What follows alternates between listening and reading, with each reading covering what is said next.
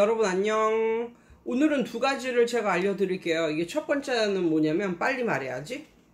첫 번째는 뭐냐면, 우리 그 선생님들 목 관리 정말 신경을 쓰셔야 되잖아요.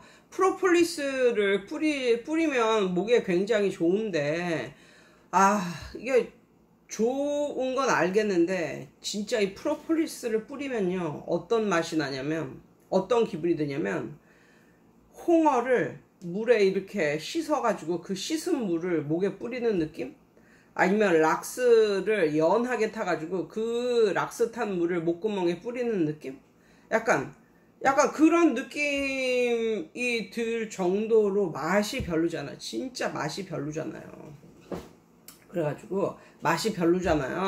그래가지고 그게 좋은 건 알겠는데 그거보다 좀 나은 게 없을까 뭐 이런 것을 고민하던 중에 제가 이걸 만났거든요. 이게 올리렉스라고, 이거는 프로폴리스 성분이 아니고 뭐라 하더라, 이 우리 동네 약국 그 약사님이 추천을 해준 건데, 뭐 올리브잎? 아무튼 거기서 뭐 추출을 했다는데, 이걸 아침 점심 저녁으로 이걸 가끔씩 이제 뿌리니까, 이걸 아침 점심으로 이렇게 가끔씩 뿌리니까 이게 덥지. 우리 집이 더운가 아니면 내가 더운가. 예, 아침 점심 저녁 아니면 그냥 생각날 때마다 약간, 그러니까 목이 안 불편해도 그냥 뿌리는 게 좋아요. 그냥 생각날 때마다 하루 두세 번씩 뿌려두면 목이 편하더라고요. 근데 이게 약국에선 10,000원이거든요. 근데 내가 찾아봤지, 한번 인터넷 서핑을 해봤지. 그랬더니 쿠팡에서 이게 3개짜리가 23,000원이더라고요. 이게 23,000원인가 24,000원인가 그 정도 되더라고요. 그럼 뭐야, 난 항상 이걸 뿌리는데 돈이 한 6-7천원 정도 세이브 되는 거잖아요. 예, 그게 어디야. 그래가지고 저는 요즘에 쿠팡에서 이거를 사서 뿌리고 있습니다. 그래서 오늘 왔어요. 그래가지고 예, 이게 3개들이가 23,000원인가 4,000원인가 정확히 생각은 안 나는데, 아무튼 예, 하나에 10,000원에 팔거든요. 동네 약국에서. 그거보다는 훨씬 싸고 맛도 괜찮은 것 같습니다. 그래서 이걸 하나 추천을 드리고, 그 다음에 두 번째 말씀드릴 것은, 이거 학원인들은 다 이해하는, 누구나 다 겪었다, 이런 엄마 누구나 다 겪었다의 한 표. 내가 진짜 I bet, 난 진짜 확신한다, 확신. 예, 어떤 엄마냐면 이런 엄마. 예를 들면 이것도 겪었던 일인데, 이제 몇 년 전 일인데, 6학년 때 애가 들어왔는데, 얘는 영어 학원을 다녀본 적도 없고 뭐 그러네요. 그런데 영어 공부도 좀 느리죠. 이해도 좀 느리고, 영어 공부하는 속도도 느리고, 단어 외우기도 느리고, 아무튼 느린 애라서 좀 신경을 좀 바짝 쓰고 얘를 이제 가르쳤었는데, 중학교 1학년 때 반드시 마스터하고 넘어가야 될 부분이 있습니다. 그게 뭐냐면요, 비동사가 들어간 문장에 의문문, 부정문 만들기, 일반 동사가 들어간 문장에 의문문, 부정문 만들기. 이걸 진짜 완전히 잡아놓지 않으면, 이게 흔들리면요, 고등학생이 될 때까지도 이걸 헷갈려 해요. 그래서 아무 때나 비동사 넣고, 뭐 I'm like 어쩌고저쩌고, I'm enjoy 어쩌고저쩌고 뭐 이런 식으로 한다니까요. 이게 성인이 돼서도 이렇게 말을 하는 사람들이 있어요. 그래서 이게 진짜 중요해요. 그래서 중학교 1학년 때 이게 나오는 문제거든요. 중학교 1학년 때 이걸 마스터하지 않으면 진짜 힘들어. 근데 보통 애들은 그래도 한 서너 번 알려주면 어느 정도 이제 아는데, 이게 좀 슬로우 러너들은 이걸 한 10번 정도 설명해주고 알려주고 이래야 되거든요. 그러니까 잘하는 애들이야 한 번 쫙 설명해주면 아하 이해를 하는데, 그게 아닌 애들은 막 10번 이상도 이것을 설명을 해줘야 됩니다. 그런데 나는 얘가 이제 초등학교 6학년 겨울방학 때쯤에 들어와서 이제 중학생이 돼가지고, 얘를 이제 그걸 어떻게 해서든지 이해를 시키려고 이제 고군분투하면서 가르치고 있는데, 어느 날은 띠익하니 집에서 전화가 왔어요. 이제 엄마한테 전화가 왔어요. 그래서 뭐라 하냐면, 이 엄마가 그러는 거예요.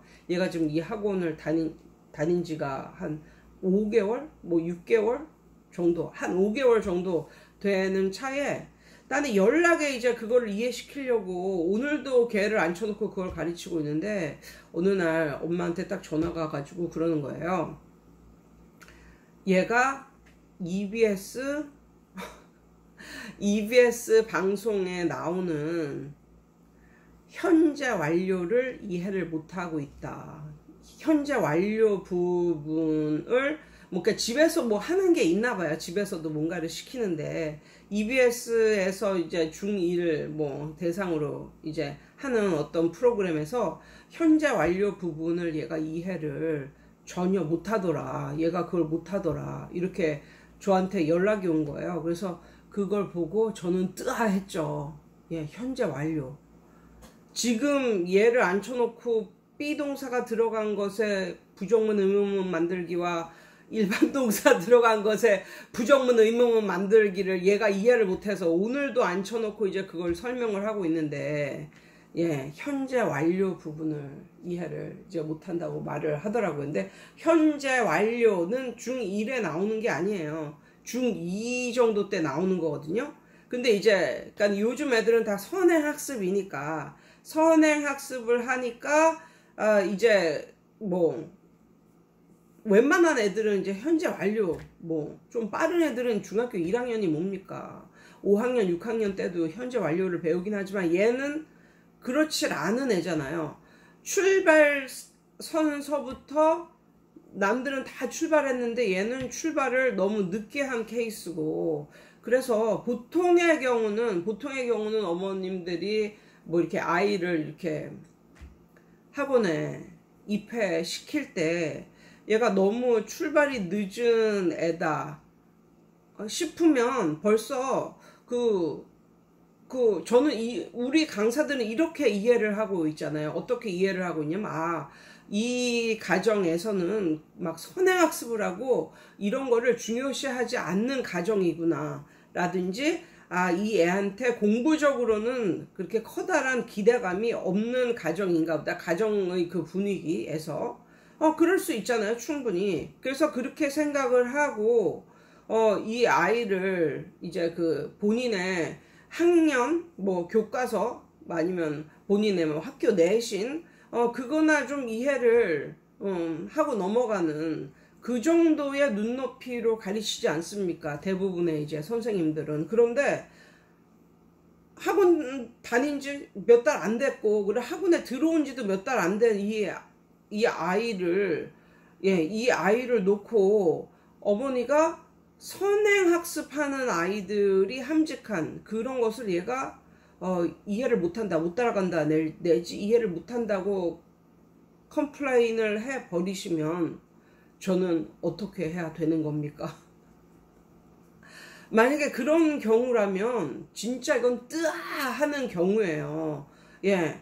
그러니까 그런 아이가 들어왔을 때 선생님 얘는 그냥 집에서 막 공부 이런 분위기가 아니구나 라고 충분히 생각을 할 수 있고 이 애는 공부 쪽이 아니라 다른 쪽으로 생각을 하고 있구나 라고 이해를 하고 얘한테 접근을 해서 그 학년에 맞는 교과나 겨우겨우 얘가 이해를 그 학년에 맞는 교과 자체도 이해를 못하는 경우가 대부분이고 이걸 이해를 시키는 경우도 굉장히 힘든데 이제 부모님이 그런 말을 하면 완전히 기가 꺾이고 완전 낙담이 되고 이렇죠. 그래서 만약에 부모님이 그렇게 말씀을 해버리면 이게 진짜 난감해요. 진짜 이거는 뭐 제대로 말을 해도 난감하고 말을 안 해도 난감한 그런 분위기예요. 그러니까는 이유가 뭐예요? 이유가 얘는 벌써 스타트 라인이 너무 늦었고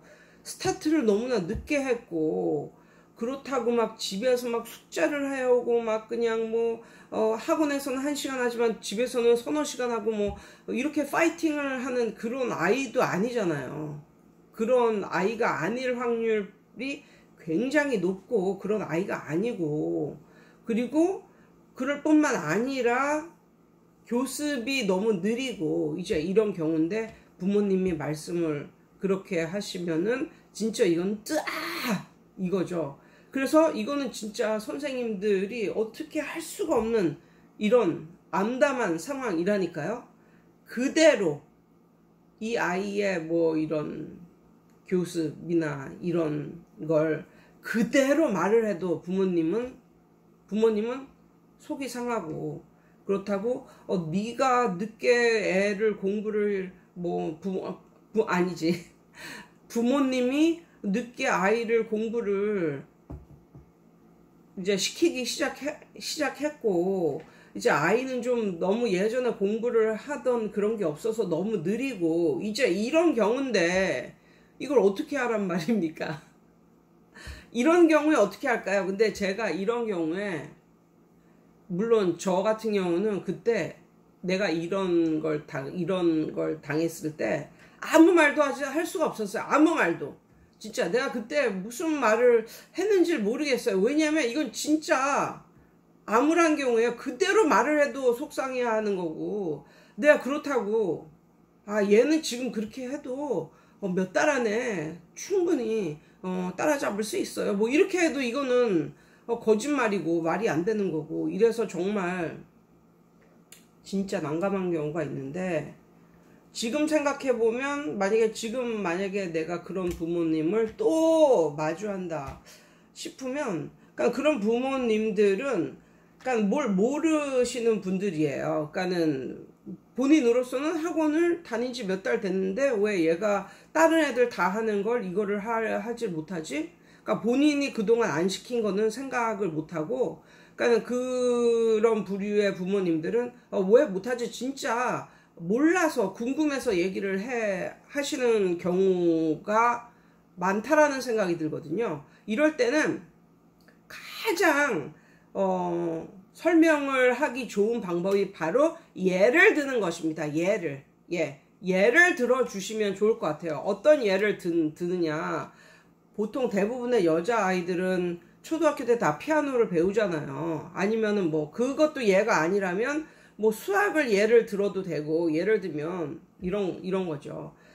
어머님, 얘 저기 피아노 학원 다닌 지 지금 넉 달째고 지금 막 양손으로 치기 들어갔는데, 어머니가 하신 말씀은 막 양손 치기 들어간 애한테 엘리제를 위하여를 치는 거다. 치라고. 왜 우리 애는 엘리제를 위하여를 못 치나요? 라고 말씀하시는 것과 비슷한 거예요. 그거는 약간 좀 지금으로서는 힘든 거고, 애가 열심히 하고 제가 열심히 가르치는 수밖에 없습니다.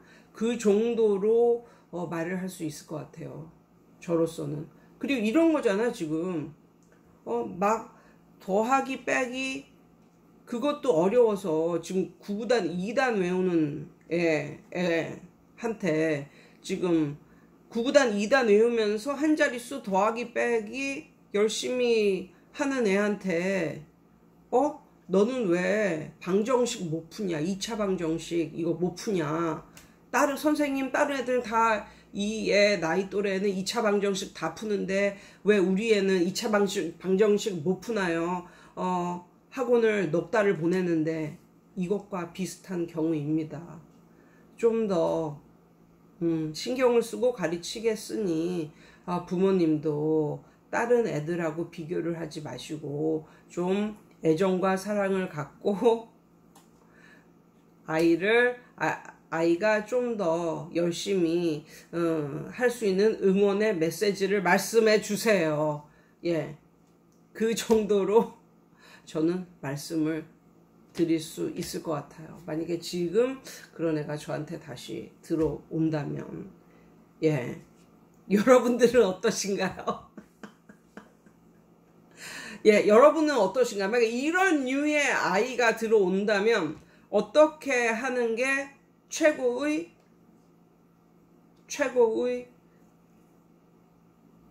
결과를 산출해내는 것일까요? 그런데 이런 걸 생각해보면 또 이런 생각도 들었어요. 뭐든지 절실한 사람은 감동을 주게 되어 있거든요. 절실한 사람. 그래서 회사에서 직원 뽑을 때도요, 절실하게 보이는 사람을 뽑습니다.